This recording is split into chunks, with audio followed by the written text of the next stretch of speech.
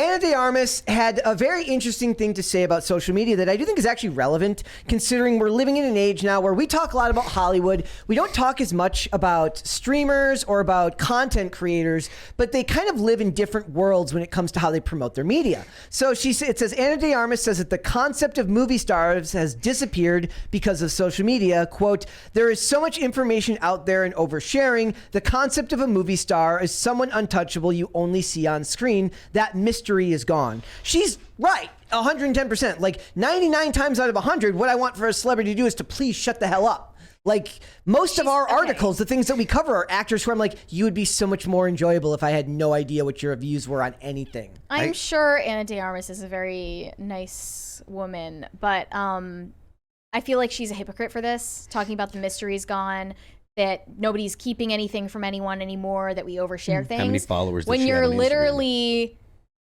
naked on screen. I mean, but that's the acting. People even complain. Those aren't even the same thing. People, no. People after watching Blonde were like, the amount that this felt like doing a peep show on Marilyn Monroe while she's like getting an abortion or whatever, and like crying and screaming "daddy." It made me uncomfortable to watch. Like that's her aimed at. That's her character. Demystifying one of the real movie stars that has ever existed. Okay. And essentially making her story explicit, ugly, and actually counterfactual. So, like, I don't really know what point she's making here. She's disappearing into the character of Marilyn Monroe. She has actively, for her own career, taken the mystery away. I'll tell you what the point that she's making. She's the nowadays the demand for content on social media to stay relevant is really, really, really high. And 10, 15 years ago, before everyone had a cell phone in their pocket, there wasn't this demand to constantly have updates and constantly making content. You would go and you'd go to work, you'd do your, in this case, you'd act, or they'd produce the whatever product, whether it be a TV show or a movie. You'd go and you'd do a certain amount of press for it. You'd get out there and then you'd be done and you could chill out at home and do your own thing. Nowadays, it's not like that. It's something that I see a lot in the music industry, because it used to be you'd make a record, put the record out, go on tour. So you had kind of two aspects. You had the in-studio aspect where you're writing and recording, and then there's the touring aspect. And then when you weren't doing those things, you had time off. Nowadays, when you're not doing those things, you're still expected to update your Instagram page and your Twitter page and your whatever your social. You're always on. And for my part of it, all that remains, we have people that work on our social media page and stuff like that. But I still do have a personal Twitter and a personal social media, personal Instagram that I am running, and it's a lot to update it to keep the algorithm happy. And I think that's one of the things she's pointing at. Well, she points out, she says if she could get rid of all her social media, she would, but she can't get rid of her Instagram, for instance, because she represents other brands. Yeah. Like, there's no way you're Ana de Armas and you don't have like a makeup brand and you don't have all these products that you represent. But the idea is that, like, look, we only hear from like Tom Cruise or these bigger named actors like that when they do press tours or when they give a puff piece interview. And back in the day, that image was curated for a reason. It kept the mystery alive, not in the role, like you're saying. Like, I agree with you that yes, there might be mystery lost in the roles, but the idea was that they disappeared into this character. They were this character for that movie, and then you had somewhat of a blank slate, so that when they disappeared into the next character, you didn't have something to complain about. How often do we talk on here about separating art from artist? You wouldn't have to do that if you had a more carefully curated public image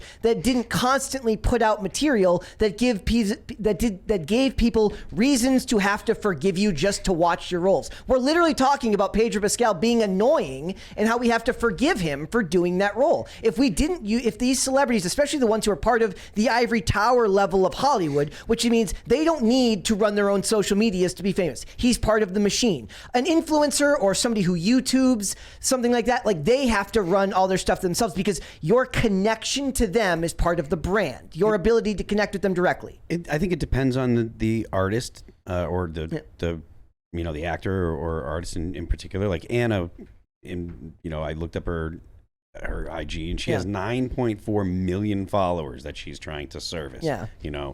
So that's a little different than Tom Cruise, who has been a star for 30 years. 30? He was a star in 40 years. He's probably 40. Yeah, he's pushing. He's in his 60s now. It's the 80s. Yeah, the 80s was that long ago. Yeah, Holy crap. Yeah. When was Risky Business was like 82, 83. Yeah. It was early 80s too. So maybe 84. But even still, he was 20 or whatever in that movie. So he's got that legacy star thing going on that doesn't, I feel like it's disappearing. Like that, yeah, it is good disappearing, but Tom Cruise doesn't need to maintain that the way that new faces and new younger actors would have to. We need to develop like some type of like class of celebrity who like makes that their thing. Like their thing is that they're unreachable. Now, have you noticed that Marvel especially keeps on casting all of these literal nobodies? Yeah, they do that on purpose. It's because franchises have taken the throne and stars are not the focus anymore. No, the character is. And if you want to be one of those nobodies that is brought onto a Marvel show, then all you have to do is, get a bunch of TikTok followers, maybe get a minor role in a Netflix show beforehand, and then they'll whisk you right up into the MCU with no thought. It also speaks to what because we were people talking, just flock to the franchise. What we were talking earlier about the model who walks the runway, who's completely okay with it because the brand, the show, being famous is more important than your self-respect. Or in this case, for her, it was like we felt like she was being embarrassed, right? A lot of these actors make these movies that are not very good, but they don't care because they're now part of the machine. An actor with more credibility, or a director, in this case, it's why Marvel hires no-name directors, right? They control them because it's a Marvel Studios film is just a product now. It's a factory line. It's an assembly line of visual effects and basic storytelling that doesn't need an auteur director to make. So they can't control the people with names as well as they can control the people who have no fame to their name, like who have no fame. I just find it ironic that Ana de Armas is the one talking about this because she, at the very least, participated in a movie that exploited and lied about one of the greatest film stars of all time. And she was, before all of the controversy that came from the movie Blonde, seemed to be universally loved for Blade Runner and Knives Out. And now she's complaining about the exact problem that she has contributed to. I just see this as something where I think that she sees that the mystique of the movie star is gone. And maybe that's like... she did a movie that stole the mystique of the movie star from the movie star. But she's not talking about it from that context. She's talking about it in the reachability people have through social media of celebrities. I think that's a whole nother discussion. Whether we're talking about the degradation of goodness and the way we portray these people as like they're not just fallible human beings, but we also see them as like gross art projects now with all the documentaries that are being made. But also, this just sounds like a panicking response to, oh no, people have discovered that celebrities are just normal human beings who actually oftentimes are worse than the rest of us. And they're worse at it. Like, let's face it, Will Smith doing his thing with Martin Lawrence, they're worse at faking it's better that we know sincerity than an average internet celebrity. It's better that we know than not know, actually. So this just sounds like, Hollywood is worried about being found out for how lame they are. And I am fine with that trend continuing. But Hollywood has more to hide behind the scenes than the average like YouTuber has to hide behind the scenes. So like you're not going to see okay. Debatable, actually. On whole, I think that you're gonna like what's safer to show behind the scenes, a YouTuber's house when they're not recording a video, or the boardrooms of MGM in these movie studios where they're snorting coke off of hookers' laps and stuff like that. Like, I mean, you've already set up a scene where it's worse to show. But it's because we know that that's what it's like in that industry. We understand that is the hedonism of Hollywood has always been that way. I imagine your average YouTuber probably isn't like a party animal or whatever. But when you get into the people that are making good money, there's a lot of the people. It's not even about being a party animal. It's like YouTubers get exposed for running like gambling scams on children these days. It's because gotten they so. all just show bad what people. tabs are Like, open. Yeah. We 'Cause knew they leave that the they tabs were open. doing drugs and partying. That wasn't really the problem. It's like actual criminal activity we're worried about right now. And just had that same thing article- goes for Hollywood. We had the article the other day about the producer who just got arrested and tried for the prostitution ring. Yeah. Right? Like, I mean, Like- I'm sure that's far more common than any of us know. And, you know, I think one of the criticisms of what Ana de Armas is saying here could be is, well, you have to use your platform for good. You have to use your platform to talk about important social issues. That's wrong too. You should never have to talk about anything important. Use social media to post a picture of like your toe or like some like I was literally hard-boiled thinking, like, egg you're eating. I or like- like literally was thinking to put like your foot. I like people more the less they talk about important things. like on a social picture media. of your dog Yep. or some graffiti you saw as you were like doing your commute or something. Sometimes I scroll whenever we're doing a segment and there's like a celebrity that we have to look up and I look up their Instagram. If I can get like 9 or 10 rows of their pictures down and there's not some virtue signal, I'm like, this is fantastic. This guy's so normal. See, because it's not enough to just not be an activist. You have to actively pursue a life of anti-activism, in my opinion. There should be no activists in Hollywood. Activism is for losers, and that's what we need to encourage these celebrities. If they want to not be losers again, they need to stop pretending to care about other people. I would like you more if you just admitted you were a self-righteous, self-indulgent piece of crap. well, At least then you're I'm being just saying, honest. like a lot of these cringe people would be like, it must be so easy to be silent as a powerful person in Hollywood when you have all the privilege. and you don't post infographics on your Instagram story that bring awareness to the fact that Flint, Michigan doesn't have clean water Hey, yet. man. Being silent is literally inviting people to attack you.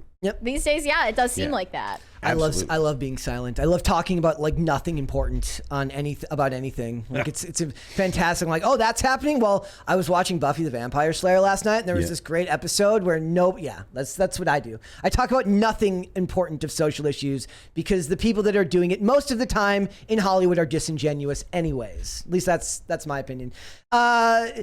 I don't know if you can go back from this. I don't know if celebrities can go back from this. I look at one thing that's interesting is I posted a thing last night on Twitter about how I was contributing to the IMDb trivia page. That's what I do it to in the morning. Another one of my favorites is the IMDb quote page. And if you look at the quote pages of older celebrities, they're a lot more sparse, or they're from like a specific interview where they mine a bunch of quotes there. From like Barbara Walters. Yeah, or and something. but now all the young people's pages have these just long quotes about social justice that are just the same. It's literally it's like ChatGPT wrote all of them for each of these people. Like they're saying the same thing. They don't even sound like human beings. Yeah. So the mystery is gone there too. So like I liked back in the day when I didn't have to know what everyone thought. I don't need to know. I'm looking for Ana de Armas quote page. Does she have any? We'd have to see. Does she have any on there? I'll contribute to it later if she doesn't. Yeah, I don't. I'll I don't look some up. Contribute to it later. I'm an IMDb. I contribute to IMDb. It's one of my life's little pleasures. Your tweets are so wholesome. I love it. It's a nice contrast to my toxicity. Yeah, like I work very hard personal to quotes. I work very hard to maintain an air of fakeness in the world. We can still pretend the world is nice and kind. I just want to be phony. Yes, exactly, exactly.